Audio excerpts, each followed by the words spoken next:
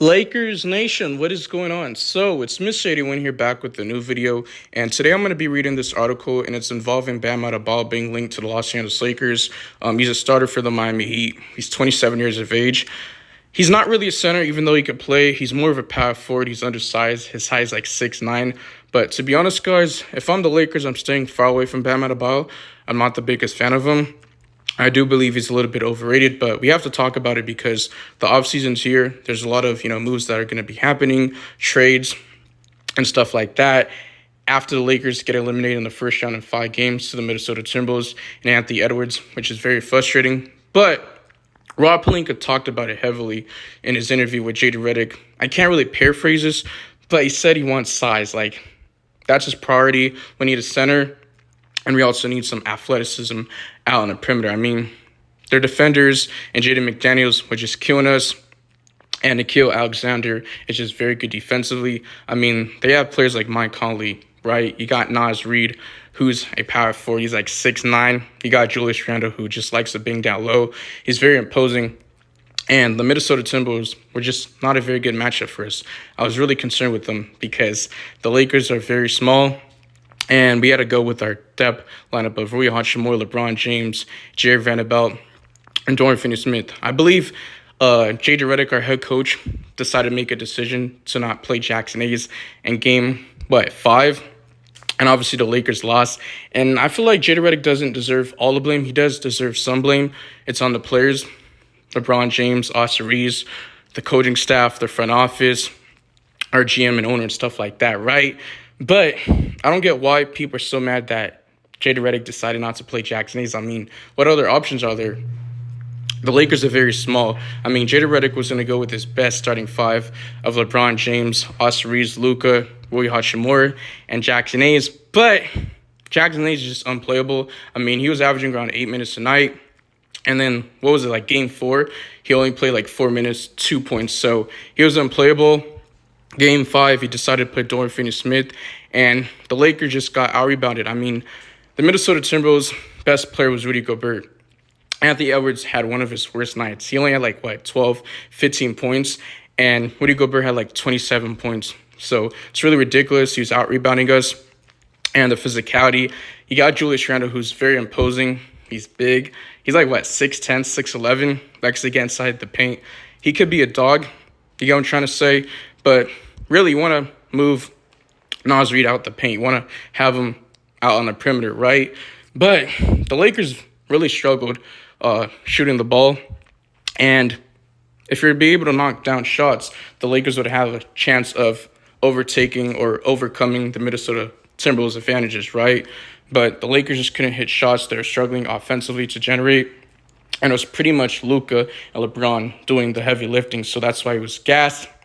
And the bench just wouldn't show up. So the Lakers need some size. You got Trey Jemison, Christian Cloko. They weren't playoff eligible.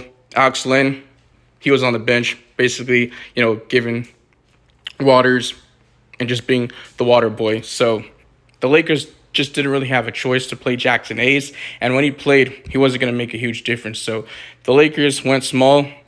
And that's why Rob Pelinka's talk about we need to get a center. I mean, that's the point. I know the Mark Williams trade was rescinded around the trade deadline, which is super unfortunate. Even the other day, he was trolling after the Lakers got eliminated in 5 games and stuff like that. But I digress, so I'm not going to waste too much time in this video. So let's just get into this article. So it says, Bam Adebayo to the Lakers, is it a realistic trade? Question mark. A Bam Adebayo trade to the Los Angeles Lakers is highly unrealistic given the Miami Heat's reluctance to move a franchise cornerstone and LA's limited trade assets and cap flexibility. I believe Bam's 27, and he's been in the league since 2017. So I'm not going to read the whole article, but I'm going to read the most important stuff on here. So it says, Joe Von Bua was on a podcast, and pretty much he was talking about how Bam Adebayo can be a potential trade target to pair alongside Luka Doncic on this team, which I just don't see happening. Obviously, Joe Von Bua is a reporter, but he also quoted this. He says, I think he's good next to Luka Doncic because they're both all-stars. They're all NBA guys, and they're both smart, and they can make it work, Bua said, right? And then he says, I think Bam is not enough of a lob threat for what the Lakers need, which I do agree. He's not really a lob threat. He's a great defender defensively, but he says, I don't know if they could get him from a trade perspective.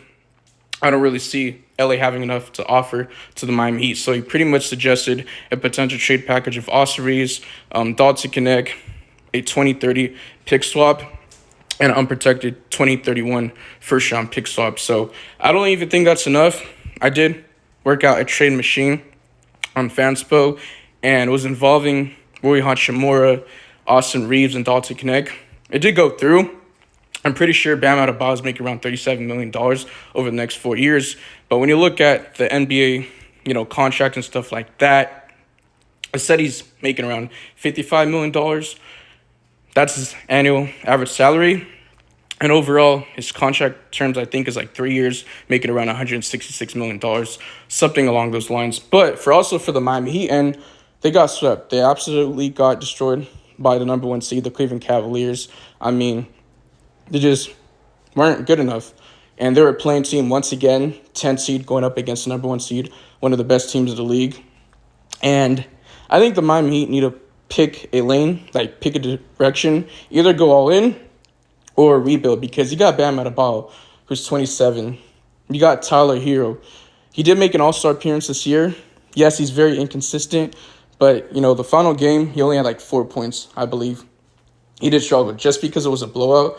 But the Miami Heat, they need some draft picks. And every time they always involve trades, they always struggle to get the best of the best. You get what I'm trying to say? Because teams are trying to rip them off. So I don't think the Lakers have what it takes to offer for the Miami Heat, and I don't think they would want the Lakers offer. But let's just say it did work, then maybe. But I think a Miami Heat team could get a better offer. Let's say the Miami decided to put Bam Adebayo, Tyler Hero on the trade block. They can see what they can get. They're always getting the worst, package. But at least you evaluate. You see what you can get for Bam or Tyler Hero. But let me know in the comment section, how do you guys feel about today's video? I know this was long. I was giving my opinions, my thoughts. Bam Adebayo, he's not a great three-point shooter. I know he's trying to expand it. And Team USA, he did play for the gold medal. They won it. I mean, he was shooting threes. He was playing alongside Anthony Davis. Very good defensively, but too inconsistent offensively. When you think of Bam Adebayo's game, he's really known as a defender. Not like this elite, lob threat, guy that can protect the rim. So I'm good off of Bam Adebayo. Like I said, I think he's a little bit overrated. I'll look elsewhere. The Lakers need a 7-footer. Someone that weighs about 260, 275 pounds. So Bam Adebayo is undersized. I think that's the last thing the Lakers needed, because before we had Christian Wood, who's 6'8", 6'9". You got Rui Hachimura, who's like 6'8", 6'9". Jared Van about 6'8", 6'9". So the Lakers have a bunch of guys around that height. Even Dorian Finney-Smith, he's going to have a player option. He's like 6'7", 6'8". You know what I'm trying to say? But I digress. Voice your opinions in the comment section. Once again, make sure you guys like the video to get it to more people. Also subscribe.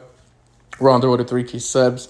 And yeah, man, turn on the notification bell so you guys get notified whenever I drop future Lakers content. But I know I mentioned Christian Wood, but that's besides the point. He was waived because the Lakers had to make some room, and that's why they did sign Alex Len. They did waive Cam Reddish, and they brought in Jordan Good because they converted him to an actual NBA standing contract because he's eligible to play in the playoffs. Jordan Goodwin. But yeah, man, follow my socials. The links will be down in the description.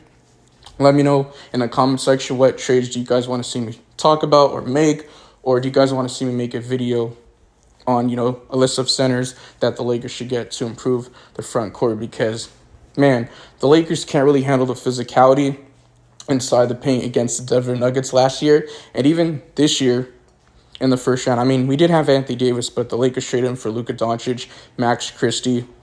In return, we got Max Kleber and Markieff Morris, but Max Kleber did play his first game as a Laker, and he was thrown into the fire, especially a game where it's the playoffs, and there's just a lot of adrenaline. You know what I'm trying to say? He hasn't played in like months because of surgery and stuff like that, but Max Kleber just wasn't the answer, and I'm out of your piece.